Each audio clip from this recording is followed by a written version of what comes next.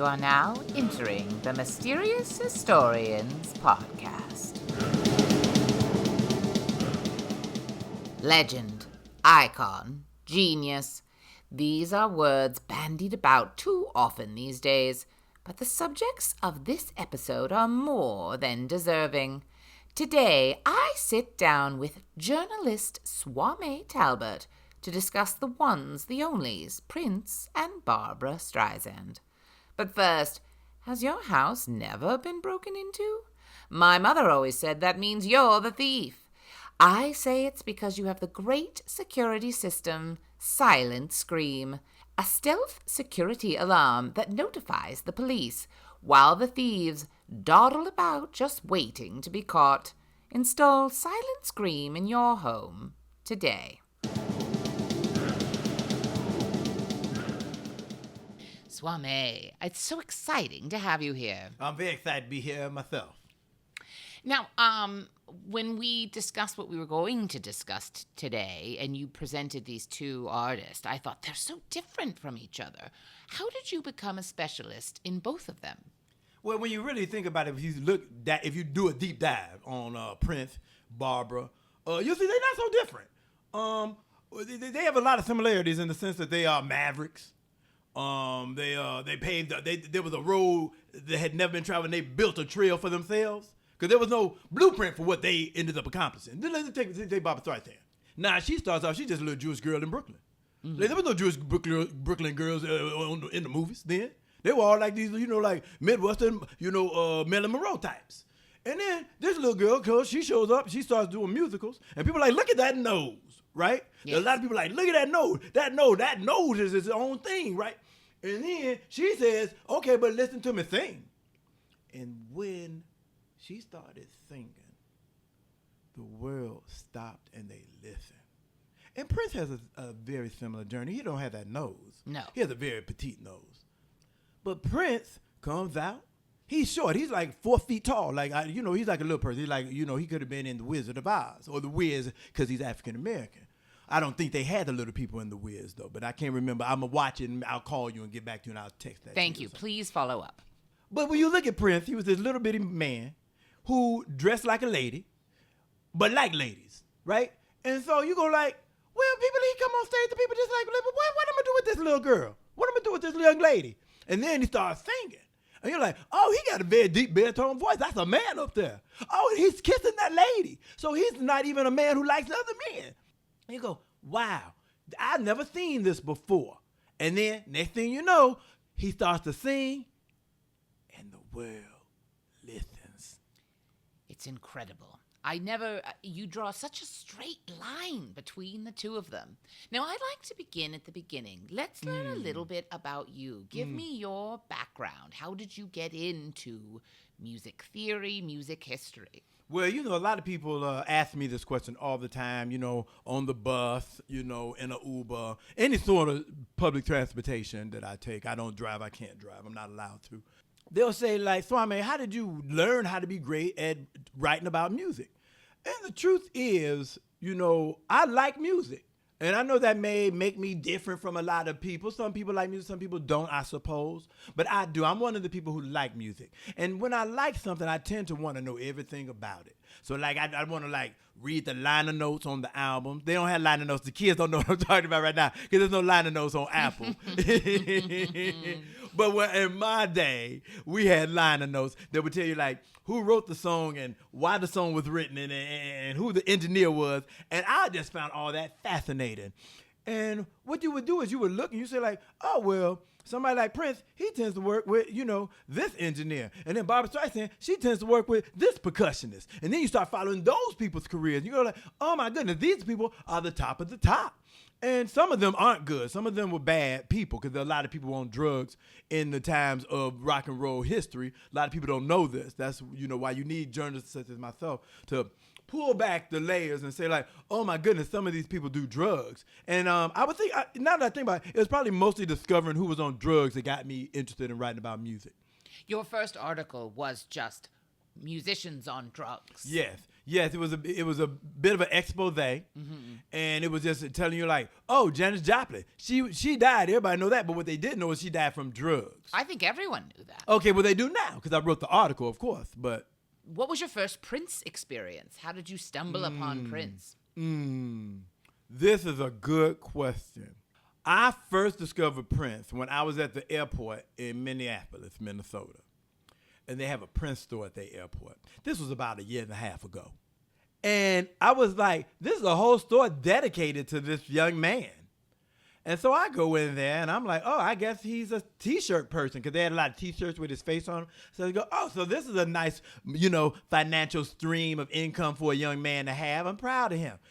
As a black man, like to have his own store. Yes. And then I realized, oh, it's not his store per se. It is a store dedicated to him, about him. So then I'm like picking up record albums and I'm picking up booklets and books. And I start to read about this man and listen to his music. And then I say, Swame, time to do another deep dive. So you have not until a year and a half ago experienced Prince at all, heard of him, knew about him, were aware of him. Well, in my defense, I had heard of Prince in the sense of the royal prince, like Prince Harry, Prince Williams, Prince Charles's. I know those kinds of princes. I'm very, very a man of society. So I keeps up with like who the movers and shakers are in society. Yes. But then when I started reading about this artist, formerly known as Prince, a lot of people don't know that at one point he changed his name to an unpronounceable symbol. I think a lot of people they do now because I've been writing about it, so you're right.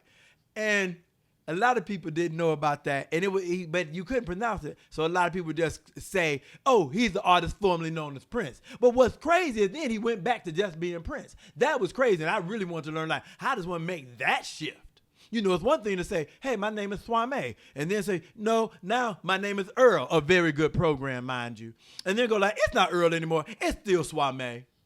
I do want to dive into all of the reasons Prince did what he did. But I'm curious. You just learned about Prince a year and a half ago. When did you learn about Barbara Streisand? Oh, good question. Thank you. I feel like I was born knowing about Barbara Streisand. But I learned about her when her book came out this year. And I listened to her audiobook because I don't read. I write, but I don't read. That's how my faith. That's what I believe, and I don't want a lot of pushback on that from you or anybody else. I promise I will never push back on you. But so I listened to her audiobook, and I was like, who is this fascinating woman? This woman reading this book. Does she read other books? So I started trying to find other books she had read. And then what I learned was that's the only book she read because it was her story. And I'm like, this is this woman's story. Her voice sounds so good. Just talking. I got to hear her sing. And can I tell you something? Tell me your name again. It's the mysterious historian. No one actually knows my name. Oh, okay. When I heard her sing historian, ma'am, lady, when I heard this Mrs. Historian mystery, I was like, I'm in heaven. Like this woman, it's like if God had put a voice just for me in this woman's head and then sent it back to me so I could hear it. And I was like, yes, I'm in, count me in. I want to go get all the albums. I want to get all the records. I want to listen to all the downloads. And it has been just fantastic. If you've only heard of these two artists in the last couple of years, what artists did you grow up listening to? I listened to a lot of Pat Boone's. Okay. Not Pat Boone. People always think I'm talking about Pat Boone's. He was a neighbor of mine. And he played spoons. And so they would be so loud and my mama would get so mad. But I would listen as a child and be like, well, there's nothing happening in my house, so I guess I'll just listen to Pat Boone's spoons. But other than that, it was mostly a lot of me not reading things. It was a lot of me listening to other people's private conversations. And it was a lot of trying to figure out why bees. I forgot that you had mentioned that your mother had kidnapped you and not allowed you out of the house until 2 years ago. And now everything makes so much more sense. I mean, maybe. I don't know if that has a lot to do with anything at all, really, when I think about it. Like, that was just my life, like everybody's life. Like, everybody's mama kidnapped them and kept them in the house till they was 49. I mean, like that. Who doesn't have that story? A lot of people don't have that story. Yeah, but I think more than you would think. I'm not going to fight you on those Thank you. Don't fight me on that or on the reading, please, because I will lose it. So you've emerged from captivity, and you've discovered these two incredible artists. Yes, they're so wonderful. What would you say is Prince's origin story? You mentioned that he was a small man with a deep voice. Yes. How does he get into the scene? Tell Prince fans. Yes. So, in Minneapolis, they had a big music scene in like the 70s, 80s. I don't know before that or after that. But in the 70s, 80s, they had a big music scene. You had a lot of great artists coming out of there. You had like Alexander O'Neal coming out of there. You had like what's his name coming out of there. So you had a lot of really great artists coming out of there. And Prince was soaking all this up. He was a sponge. Not literally. I don't want people to get confused. He did not come from the ocean. Right? He probably came from outer space the way you would look at him. He probably came from outer space. But he didn't come from the ocean. That's the other side. That's the exact opposite from space. And so he was just taking it all in. His father was a musician. His father had a band called the Prince Rogers Trio. And his father's stage name was Prince Rogers. So when he gave birth to Prince, he was like, well, I'm going to take my stage name. I'm going to give it to my son. I'm going to name him Prince. So that's Prince's real name. For everybody thinks that that's a made-up name. That's not a made-up name. That's Prince's real name. He don't have another name. His name ain't like Larry, and then he go, I'm going to be Prince. That did not happen. So he's like learning from his father. He's watching his daddy, and his daddy's like playing piano, and his dad was like playing jazz or something. I'm not sure what his dad did. I never listened to his father's music. I listen to nobody's father's music. So good thing Prince didn't have a child. That's very good because I wouldn't know him. And Barbara Streisand is not a father, so I can listen to her music. But anyway, he's like learning piano and he's learning guitar because what a lot of people don't know, and I was glad to like discover this and to tell people about this. Prince played like a dozen instruments. He played piano, he played guitar, he played bass, he played drums, like he played everything. And people didn't know that. Like he'd make a record and he'd play all the instruments on it. Like that's to me that's fascinating. I guess a lot of people just don't pay attention to that kind of stuff. But that's what makes Swame Swame is I listen, I pay attention. And so he gets like when he's like 14 years old, he gets offered a record deal from a real record label. I forget which one. It don't matter because he didn't take it.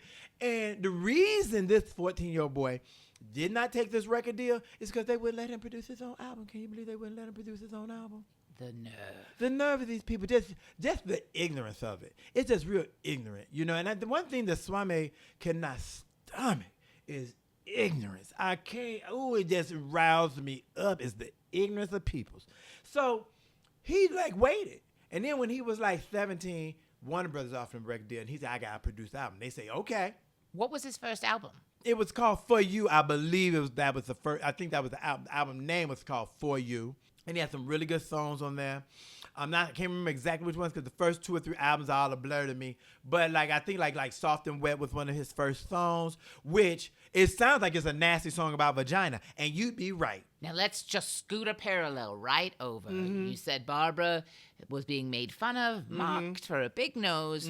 What's her first album? What's her in with the industry? Yes. Well, funny enough, people don't know this. She didn't start off making albums. She started off on Broadway. Well, actually, she made some albums before Broadway, but she started off Broadway, too. And she was singing in clubs and things like that. And that's really how she got her start, doing live performing, jazz clubs, things like that in like the 60s in New York. Picture it, the 60s. It's New York. It's like the old-fashioned street lights, you know what I mean? It's like the old-fashioned police cars, and the police are wearing those old-fashioned police outfits. And they probably twirling their batons in that old-fashioned police way. And it's New York. You paint quite a picture. Yes. And she's in some smoky club, some smoky cafe, singing, the standards, you know what I mean? Like whatever they were of that time, probably songs like Happy Birthday and Old Lang Syne, I guess. I don't know. I wasn't there. They did not record these performances. So I can only picture it in my mind. Probably a lot of Happy Birthday a lot because that song's been around a long time. I know that's an old one. A lot of people don't know that. That's a really old song. And then she started doing live theater. Because in New York, which a lot of people don't know, in New York, they're known for theater. Oh. Like in Los Angeles, like Hollywood, California, they're known for films and things like that. But people wouldn't know that. You look at a movie, you go like, oh, they on Mars. But they're not. They're in Culver City. right? I guess Culver City looked like Mars. I don't know. I've never been to Culver City because it's only public transportation. I haven't quite figured out like which transfer I need that would get me to Culver City, and then is it gonna like last long enough that it can get me back home? You know what I mean? You could go on the internet and find out. What's this? Don't worry about it.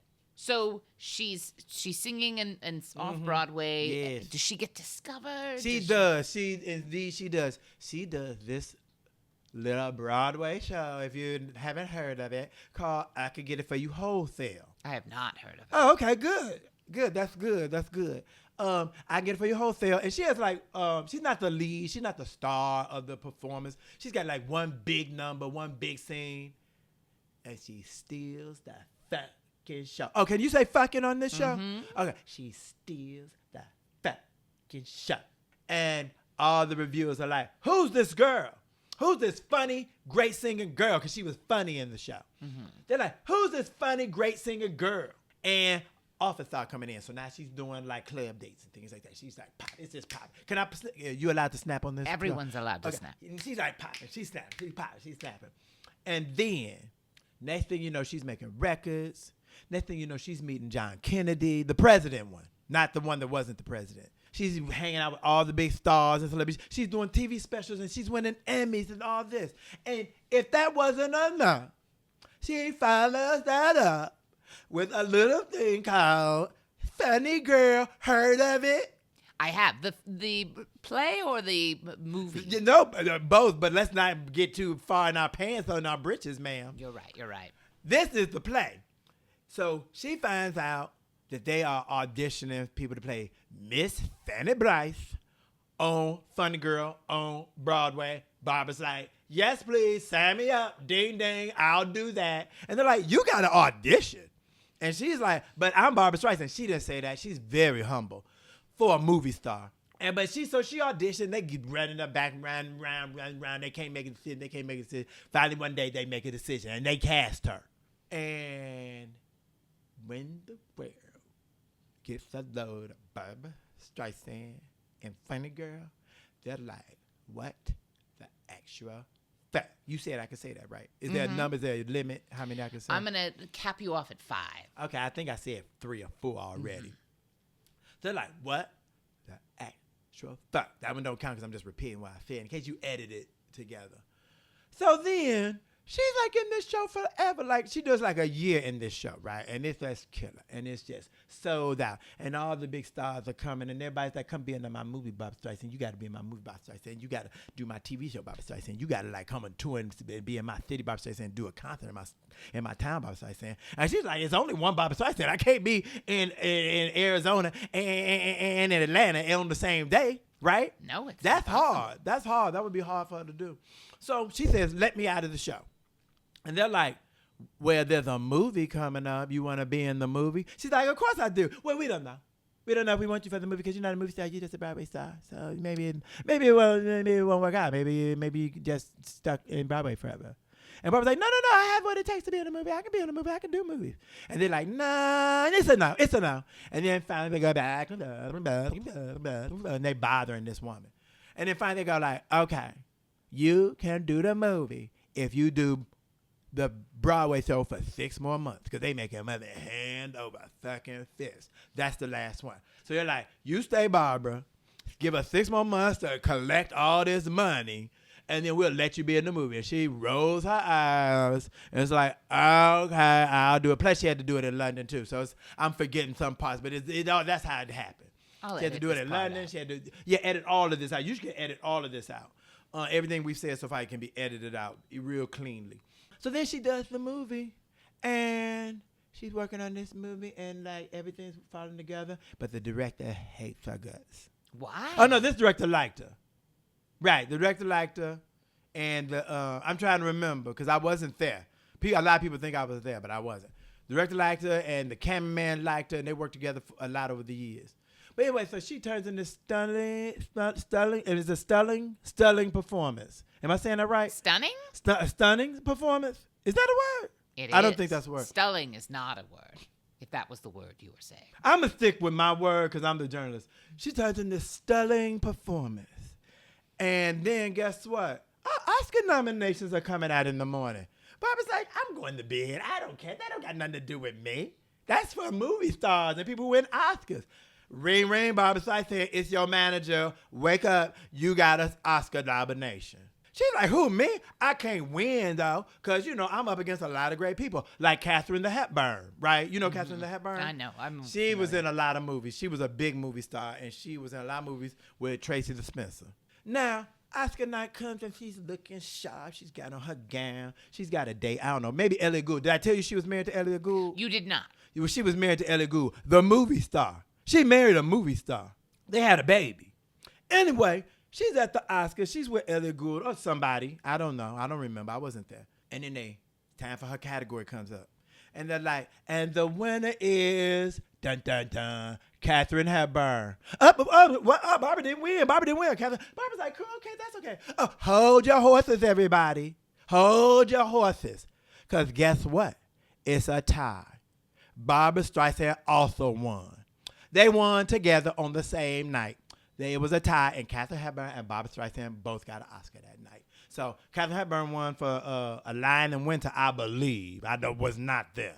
Barbara Streisand won for Funny Girl. I wasn't there, but I know that for a fact because that's her only acting Oscar she won. I want to assure you that you did not have to be there for us to believe you. I don't play games with people, and I just don't want people to think I'm playing games with them. Because one thing everybody tell you about Swame is Swame don't play games. Not sports games, not board games, not mind games. No games. Protecting your home and garden goes without saying. But what about your grave? Grave robbing is on the rise, with the highest rates since the discovery of King Tut's tomb. With the Silent Scream funeral package, you can rest in peace, knowing your corpse will be out of the hands of pilferers and perverts. And now, back to our show. Now let's zip back over to Prince. Zip. He also had a film career. He did. And I believe a lot of people think Purple Rain is sort of a biopic, his true story. Is that true? Well, it was based on his life, because in the movie, his name is the Kid. But in real life, that's not his name. No. So that's already should let people know. It ain't word for word. It's just kind of inspired by his the situations and that he would find himself in from time to time. In the movie, the Kid has a band. In real life, Prince has a band. In the movie, the Kid's band is Prince's band. Same band. Right? So that's already you're going well, is it real or is it not? Is it real or is it Memorex, as they like to say? Sometimes people say that. And then in the movie, he has a mama and daddy. Well, in real life, guess what, y'all? Knock, knock on wood. Prince got a mama and a daddy, right? Did he have a rival band that he also wrote the songs for? Well, in the movie, The Time is the rival band. But here's the thing people don't know. In real life, The Time was Prince's friends. That's why he put them in the movie. He's not going to put people in the movie he don't like. He liked them. He put that band together. Here's what people don't know about The Time. A little bit of history, because your show was about that. Prince was very, what they call, prolific with writing songs. He wrote more songs than he could put out in a day, right? And so he was writing so many songs. He's like, I need another band that I can write songs for. So he invented The Time. And Morris Day, the lead singer of The Time, was basically doing an impression of Prince, a character Prince would do for those songs. So Prince created all that, and then in the movie, he invented this rivalry, I think just for dramatic purposes. Probably. Because I have heard there was some rivalry between the bands, when they were going to tour a little, who's going to sound the best and all that. But they were friends. They didn't hate each other's guts like in the movie. In the movie, they hate each other's guts, right? And then, what a lot of people don't know is that, in the movie, his love interest is Apollonia, right? Apollonia Cotero, that's her whole name. Most people don't know stuff like that. But what people also probably didn't realize is he didn't write that part for Apollonia. He wrote that part for a little lady named Vanity, because that was his girlfriend. And when he wrote the movie, he was like, I'm putting all my friends and stuff in the movie. So that was his girlfriend. So he wrote her into the movie. But then she broke up with him. So Prince, being petty, said, well, if you're not going to be my girlfriend, you can't be in my movie. Well, that's sexual harassment. It is very much sexual harassment. But in the 80s, that was okay. So anyway, he puts her out of the movie. And he said, now we're going to cast somebody in the movie. Before we was just going, in Hollywood, you can get cast. They can do a cast session. Or they can do what's called an offer. So with Vanity, it was going to be an offer, right? And she wasn't going to have to audition or nothing like that because she was already in Vanity 6. He knew what she could do. He knew like how to write for her because she was his girlfriend. He knew words she could say. But with Apollonia, they're like, we got to now find somebody. So Apollonia auditions for this movie. When Apollonia auditions, and she's, at the time, people don't know that she was dating David Lee Roth. So the casting people tell her, if you want this part in this movie, you're going to have to break up with David Lee Roth because Prince ain't just casting an actress. He's also casting a girlfriend. So she was like, bring David Lee Roth. I got this opportunity to be in a movie, and I want to be a movie star more than I want to be a rock star's girlfriend. So it's not you, it's me. He gets that call. Then she gets the part. And then her and Prince, I guess, date or whatever Prince called it, because, he got around. You said something there that intrigued me. Ooh, interesting. I'm surprised. Prince writing songs for other people, while Barbara Streisand had songs written for her. True and false and true. Let's start with Prince. Songs people may not know that Prince wrote. Well, he co-wrote Stand Back by Stevie Nicks. So she based that on what's the song? Little Red Corvette. And then she called him and told him that. And then he came in, he played keyboards on Stand Back, without getting a credit for it, because it's like record labels and it's always like some drama with them. So he just played on there, and then he got half of the publishing for it. So that's nice. But other songs, like he wrote a lot for Sheena Easton. He wrote Sugar Walls for Sheena Easton. He wrote Nothing Compares to You. Not for Sinead O'Connor, by the way. She did a cover. He wrote that for a group called The Family that he had put together. It was not like The Time. He also put together this group called The Family that was headed up by two people, one of them being his girlfriend at the time, Susanna Melvoin, who was the twin sister of Wendy Melvoin, who was in the band The Revolution. So Wendy was a lesbian, so she was not interested in Prince. But clearly Prince found her attractive because her identical twin sister, and he got engaged. So he was attracted to this woman who was a lesbian, but he couldn't have her. So he got the next best thing, her sister, who was not a lesbian. At least not at that time. I don't know what she's doing today. No, you weren't there. I was not there at all, but you're going to have to take my word for it. Anyway, so she and that group sang Nothing Compares to You, and then it didn't do nothing. Like, it wasn't no hit, nothing. Nobody cared. They did one album, nobody cared, and they went away. But then Sinead O'Connor did the cover, and she killed it. Have you ever seen Sinead O'Connor sing? It's incredible. So more people should know about her. Oh, Manic Monday by the Bangles, he wrote. He and Madonna did a song together on one of her albums, on Like a Prayer. They did a song that they co-wrote together. So, he wrote a lot of songs. He got around. He wrote a lot of songs for a lot of people. Now, Barbara Streisand had a lot of songs written for her. She did. But you were saying that she wrote her own songs She did, as right. well? She also wrote some songs as well. She won an Oscar for songwriting. What song? It was, I want to say it was Evergreen from Stars Born. But if it wasn't, that was another song from Stars Born that she wrote the melody for. She was not a lyricist, but she would write melodies. So she's written melodies for a lot of songs for herself. Not a ton, but more than you would think for herself that she sang that may not have become huge hits, but they were like these melodies that she came up with. And then she worked with really wonderful lyricists like the Bergmans, Alan the Melody Bergman, and Michel Legrand. He's French, so you gotta say it, Michel Legrand, like that. Otherwise, it's like racist or something. And so these people would write songs, and then other people would write songs, but I don't know their names. But yes. On the way here, I was listening to "Woman in Love" by that's a good Barbara. Barry Gibb. Yes.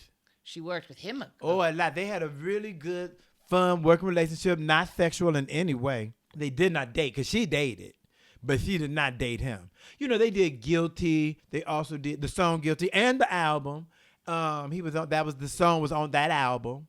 And he was on the cover of that album with her. And then they did What Kind of Fool, another duet that's more of a laid-back, like slow song ballady number about a couple where he cheated on her. Can you believe somebody would cheat on Barbara Streisand? I'm like, no, sir. No, ma'am. That's not something one would do if they know who they got in their arms. Now, they both had troubled love lives. Barbara, multiple romances, unrequited love. Yes. Do they have any parallels in their choices, their romantic choices? Yes, a lot of parallelograms. That's parallels, parachutes.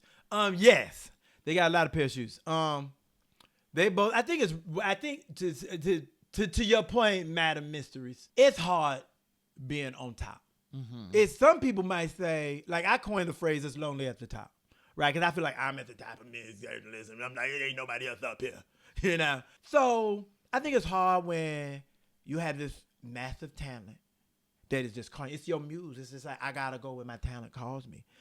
And then you got your girlfriend or your boyfriend calling you on the phone saying like, hey, let's go see a movie. And you're just like, okay, I could go see this movie, or I could write this song, or in Barbara's case, I could go sing this song. And that pool, it's like a pool on you. It's pooling on you. And you're like, am I a boyfriend or girlfriend, or am I this artist? And I think that's a hard question to answer, mysterious lady. And I think it was a journey for them. And I think there were probably times when they felt like, okay, I struck a balance. I have love and I have art and I feel good about it. But then something would come up and they'd be like, oh, I'm going to go make a movie for 19 months in the Sahara Desert. And my lover's like, I can't live there. I have a job. I work at, Walgreens, and I can't get 19 months off. So then it's like, oh, now I'm looking at my Walgreens coworker like, well, you cute and I ain't got nobody here. So stuff like that probably was a big part of it. Barbara dated a lot of celebrity types and big producer types and things like that. But she did eventually find love with Mr. James Brolin, very handsome gentleman from Hotel and from Amityville Horrors. So she ended up finding love. Prince, not so lucky in love to find it later in life. He found a lot of love, I would say. He found a lot of love, and then he lost a lot of love, and he put a lot of love down. He broke up with a lot of love, and probably got dumped by a lot of love. But he was a player. Explain Paisley Park to me. Paisley Park is the studio that Prince would record his albums in. In the 80s, after Purple Rain, Prince made a lot of money, as you can imagine. And so he built his own recording studio in his hometown of Minneapolis, right outside a little town called Chanhassen, Minnesota. But it's right outside Minneapolis. You don't got to know it. You ain't going there. He built this, really nice state-of-the-art studio, and they had sound stages for him to shoot his music videos. And believe it or not, his house was in the studio. He lived inside the studio, like upstairs or something. Because he was so creative. He wanted to, like, I've got a song. I can go right downstairs and record it. I ain't got to get in the car. I ain't got to go nowhere. So that's really admirable. And also probably why he was alone, because who wants to live in a studio with somebody? Not me. Now, Barbara is also famous for having a kind of kooky home. She's supposed to legendarily has a mall in the bottom of her home where she displays all of her clothes. True? False? Well, I'm going to push back on the word kooky because that feels a little judgmental and mean. You're right. Barbara is a American treasure. Well, I'm going to put it like this. It's not a mall. She has her favorite street in France that she likes to walk down, and she built that street in her basement. So it's all these little shops and things, like it's a doll store, and it's a candy store, and it's a flower shop. And like the flower shop is a working flower shop. Like she don't have to buy them because they're her flowers. But she has a lot of flowers on her property, right? And so you take them down here and you put them in vases and you do the thing. Like her staff does this. I'm not doing this. You're not doing this. She's not doing. But they do the vase. And she probably comes there from time to time and says like, oh, I'm having a dinner party, so I'm doing like, pink and teal. So let's get some pink and teal flowers together for the dinner party. So it's like a shop in that sense. She can just order it up, right? And she can probably she probably got people she can probably send flowers to. Like she has an assistant say, drop these flowers off at Mistress Lady's house, right? If she wanted to know you. I get the concept. Okay. So, but again, she don't have to pay for it. There's no like exchange or like you don't have to have a credit card or nothing like that. So it's not a store like that. And then there's a gift wrapping store in there too. As we reach the end of the podcast, I want to discuss some of the darker days for both of these artists. You mentioned Prince having a different name at some point because of his dispute with his record company. Yes, that's a very good topic. Yes, he wanted out of his record contract because basically, like I said, he was very prolific. And his record label was like, you can't put out 3 albums a year. We're not going to allow that. You're going to put out 1 album every 4 years because that's how we make our money. Like, we can, like, you put that album, then we're going to tour that album for 3 years. We're going to make $100 million. We're going to go. If you keep dropping new albums, then people are going to stop buying the old album. They're going to buy the new one, then we ain't going to be able to make no money. You're going to saturate the market is what they like to call it in the business world. So Prince was like, I'm an artist. You don't tell me what to do. I would make a song every day and put it out if I want to. You can't tell me. They're like, oh, but look at the contract, sir. We literally get to tell you what to do. And he's like, well, if you literally get to tell me what to do, I guess that makes me a slave. So he started writing slave on his face. Now, some people gave him some pushback about that because they said, well, slaves, they were millionaires. You know, like they didn't have contracts that say we're going to give you $1 million for picking that cotton. You know what I mean? So it's like, you know, so you did sign the contract. Slaves didn't sign. I don't know. A lot of people probably don't know. Slaves didn't sign a contract. And they didn't make millions of dollars. So people were a little offended by that. But to me, I got his point. I got the point. He was saying, like, I want to be free to do what I want to do as an artist. And so it took a long time. He eventually was able to break free of that contract. But it took a long time. He paid a price. I was under the impression that Barbara Streisand had been nominated for an Oscar for directing. But you corrected me. No, it's like, that was like, when she did Yentl, which is, for a first-time director, like, get the fuck out of here. And I know I'm stealing some fucks. Yeah. I know, but I'm saying, if you see this movie, you'll see, oh, you need to give him a couple more fucks. It's like, that movie is so well made, well directed. And, you know, awards. It's a popularity contest, whatever. But there was a lot of bitterness towards Barbara Streisand because at the time that she was directing that, it wasn't a lot of lady directors. And I think a lot of the men felt threatened that, like, oh, if you can do that, then what's left for us to do? And so, you know, and she, you know, Barbara was never a wilting flower, so she was like, she wasn't quiet about it. She was like, yeah, I should have got nominated. Like, it's sexist. You guys are against women. So she gave him a lot of grief. And so because of that, they were like, now we're never going to recognize you for nothing, Barbara. And they pretty much didn't after that. She just realized, well, even if I make the greatest movie in the world, they're not going to recognize me now because they're mad that I called them out for their sexism. One final thing. Barbara's known for her nails and Prince for his lace. Let's discuss their style. Well, they both have plenty of that. Yes, Barbara Streisand loves fashion. She loves, you know, to dress up in the nicest, latest gowns. You know, when she's performing, not at home. At home, she's a slob. You know what I mean? She's like us. Like me and you, how we dressed right now. We look terrible right now if they can see us. We look a mess, y'all. You look homeless. Yes, exactly. Yes. And, you know, but I'm working on that because, you know, until recently I had a place to stay. But then, you know, my mama finally let me go. So I'm figuring things out. But, yeah, so they both were big into fashion. If you look at, like, a movie, like, let's go all the way back to Funny Girl. There's so many great fashions in that movie, Mysterious Lady. There are so many wonderful fashions in that movie. And Barbara was always very much involved in the fashion, in her wardrobe, in her movies. Also, like, just, you know, like I said, she was into interior design. So she would also be very much into, like, the production design and things like that. Prince is such a character.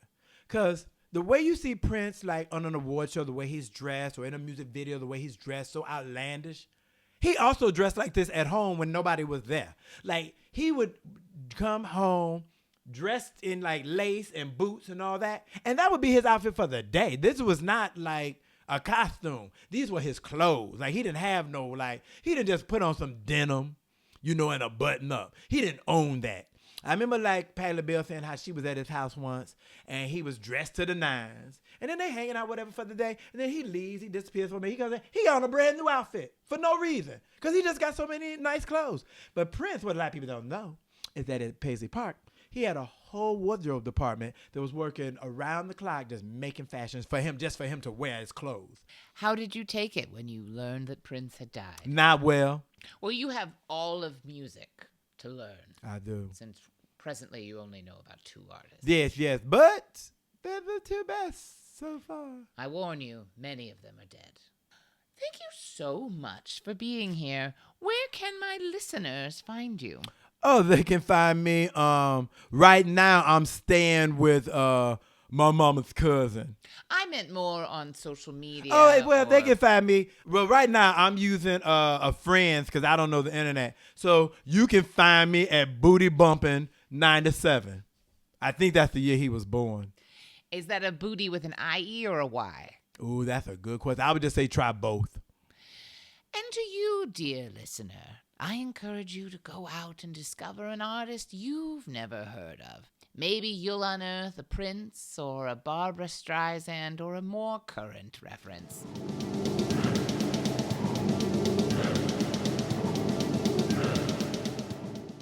Jordan, thank you. Oh, and here's my real guest, Jordan Black. Thank you so much for being here. You're so welcome. This is also my real voice. No, it's not. This is my real voice.